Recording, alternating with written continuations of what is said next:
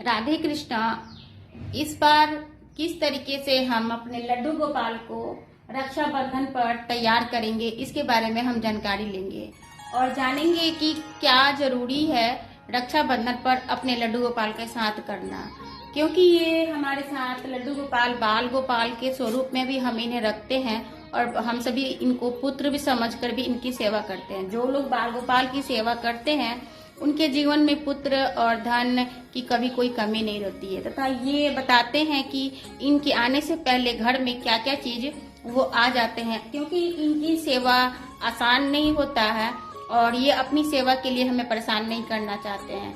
तो ये वीडियो आप पूरा देखिए कि रक्षाबंधन पर किन नियमों का पालन करना जरूरी है। वीडियो पसंद आया हो तो जरूर वीडियो को लाइक कीजिएगा और आप अपने नारायण भक्तों में शेयर भी कीजिएगा। तो रक्षाबंधन के लिए सबसे पहले हम थाली का चयन करते हैं, क्योंकि थाली का बहुत विशेष महत्व होता है। ये है एल्युमिनियम का थाली, देखने में तो बहुत ही सुंदर लगता है, मगर क्या है कि इसे हमें पूजा के चीज़ों में इसका उपयोग नहीं करना चाहिए। तो हम इस थाली को, इसमें हमें ना तो रोली चंदन और या आपके इस तरीके के राखी हैं जो आपको इस तरीके के थाली में नहीं रखना है।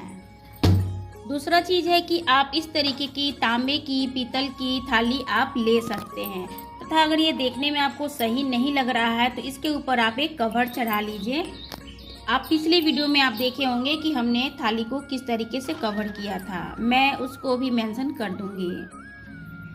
तो सबसे पहले आप अपने बाल गोपाल को इस तरीके से एक कपड़े पे बैठाएं। आप अपने पूजा रूम में भी रखे हुए हैं तो भी आप कर सकते हैं।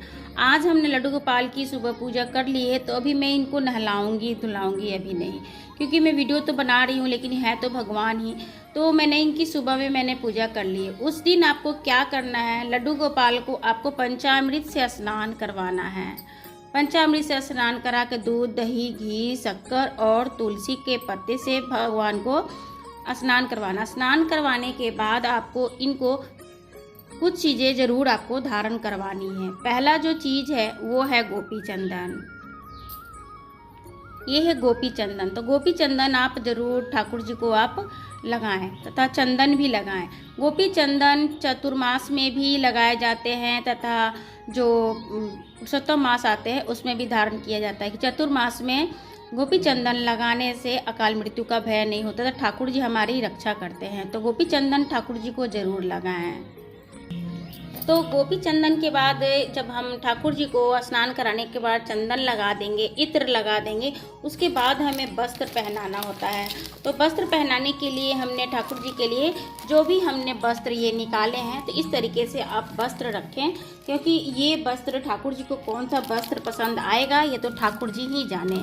तो हमारी इच्छा होती है कि जब भी हम ठाकुर जी के लिए कुछ लाएं तो कुछ एक्स्ट्रा लाएं, और इस तरीके से आप वस्त्र कर दें और उसके बाद अपनी आंखें बंद कर कहें कि ओम नमो भगवते वासुदेवाय। ठाकुर जी आपको कौन से वस्त्र भाए, और इस तरीके से आप ऐसे हाथ रखें और जो भी वस्त्र पे आपका हाथ जाएगा वही ठाकुर जी को वस्त्र पसंद आएगा। तो हमने तो ये वस्त्र इनके लिए, ठाकुर जी ने ये वस्त्र अपने लिए चुना है, तो ये कलरफुल भी बहुत अच्छा लग रहा है। तो ये वस्त्र हमने रक्षाबंधन के दिन हमने ये पहनाना है। बाकी इन वस्त्रों को फिर किसी और फेस्टिवल पे हम पहनाएंगे। उसके बाद जब हम ये वस्त्र पहना देंगे ठाकुर जी को, तो इसके बाद हमें करना है कि इनकी हमें श्रृंगार करनी है। तो श्रृंगार करने के लिए आप चाहे तो आप इस तरीके के ज्वेलरी आप ड्रेस से मैच करता हुआ भी ले सकते हैं और ये भी मैच कर सकता है। तो इस तरीके के आप ज्वेलरी भी आप ठाकुर जी को पहना सकते हैं, तथा मोर मुकुट भी आपको उसमें ज़रूर शामिल करना होगा।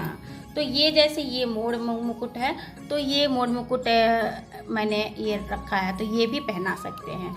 इस तरीके से ठाकुर जी का जो वस्त्र होता है, तो दिन के हिसाब से बदलने के लिए हम कुछ एक्स्ट्रा भी सामान रखते हैं। तो इस तरीके से आपने ये श्रृंगार करना है। और उसके बाद आपको तुलसी का माला, पत्ते वाली अगर तुलसी की माला बना सकते हैं तो बहुत अच्छी बात है। अगर नहीं बना सकते हैं तो पूर्णिमा के दिन तुलसी का माला, यानी रक्षाबंधन वाले पूर्णिमा के दिन आप ठाकुर जी को तुलसी का माला जरूर आप चढ़ाएं और उनको पहनाएं।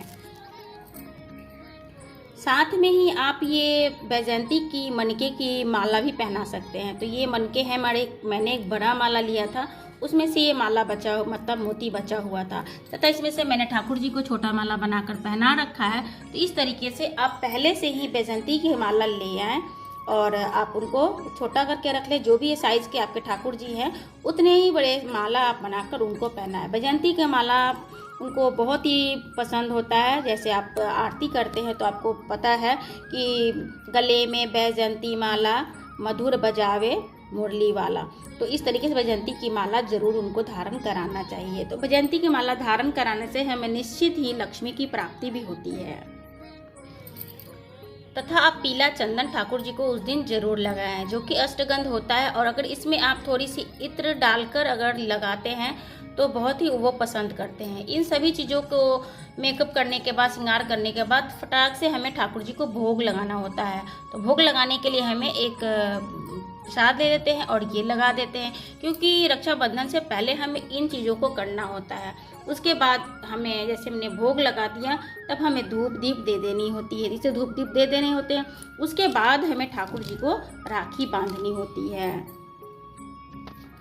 तो हम ये सभी राखी ठाकुर जी के चरणों में इस तरीके से रख देंगे, क्योंकि यहाँ पर सभी राखियों की पूजा भी हो जाएगी। तो ठाकुर जी की राखी जब हम पूजा करने के लिए चढ़ाएंगे तो जितने लोगों को घर में और राखी बांधनी है, इस्तेमाल करना है, वो सभी राखी भी हम ठाकुर जी के पास रखेंगे तथा इसके ऊपर भी हमें थोड़ा सा जल, अक्षत और चंदन जरूर लगाना है। तो इस तरीके से इस पर अक्षत भी छिड़क देना है और इसमें से थोड़ा सा चंदन भी लगा देना, छीट देना है। और अपने ठाकुर जी को कोशिश करें कि ऐसी राखी बांधें जो कि पूरे वर्ष उनके हाथों में रहे। तो इस तरीके से मैंने ये वाला राखी ठाकुर जी के लिए पसंद किया है। आप बताइएगा कमेंट में कि कैसा राखी हमने पसंद किया, क्योंकि ये बहुत ही मुलायम है और आरामदायक है और हमेशा ही रह जाएगा। या ये भी बांध सकते हैं। तो देखते हैं कि उस दिन ठाकुर जी इसमें से कौन सी राखी खुद के लिए लेते हैं और कौन सा राखी यहाँ पे जो उनके भाई बहन बच्चे हैं उनके लिए होती है। अगर आप चाहें तो धुले हुए कपड़े भी उनको पहना सकते हैं। अगर आपके घर में खुद के फ्लावर्स ज़्यादा हैं तो आप ठाकुर जी के लिए गले की माला फूलों से बनाएं, राखी भी बनाएं और तथा हाथों में, पैरों में उनकी फूलों से श्रृंगार करें। आज मेरे पास फूल कम है, अगर ठाकुर जी को पसंद होगा उस दिन तो ज़्यादा फूल आएंगे। तो जब तैयार हो जाएं तो आप एक बार उनको दर्पण भी ज़रूर दिखाएं, क्योंकि ठाकुर जी अपना देखते हैं सूरत तो बहुत ही उन्हें पसंद आता है और कोशिश करते हैं, सोचते हैं कि मैं देखूं कि मैं कैसा लग रहा हूं। तो आप भी बताएंगे कि ठाकुर जी हमारे कैसे लग रहे हैं।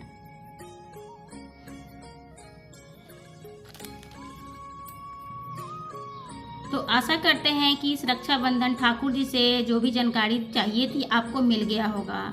आप पुराने वस्त्र को धोकर पहना सकते हैं और भगवान से प्रार्थना कीजिए कि भगवान हमें उस लायक बनाए कि हम उन्हें नित्य नया पोशाक पहनाएं। बहुत लोगों का कमेंट था पिछली वीडियो में पिछले साल की कि ठाकुर जी को नया वस्त्र ही पहनाना चाहिए। तो भगवान जी हमें उस लायक बनाए कि हम उन्हें नित्य नया वस्त्र पहनाएं। मगर इतना कोशिश ज़रूर करें कि जब आपके बालक का जन्मदिन हो, आपका एनिवर्सरी हो, आपके साथ कुछ अच्छा हुआ हो, जब आप खुद नया कपड़ा पहने तो ठाकुर जी को भी एक नया पोशाक जरूर पहना है। वीडियो में बने रहने के लिए आपका बहुत बहुत शुक्रिया। आशा करते हैं वीडियो पसंद आया हो। जरूर वीडियो को लाइक कीजिएगा। ठाकुर जी के हम सभी भक्त हैं। जय श्री कृष्णा।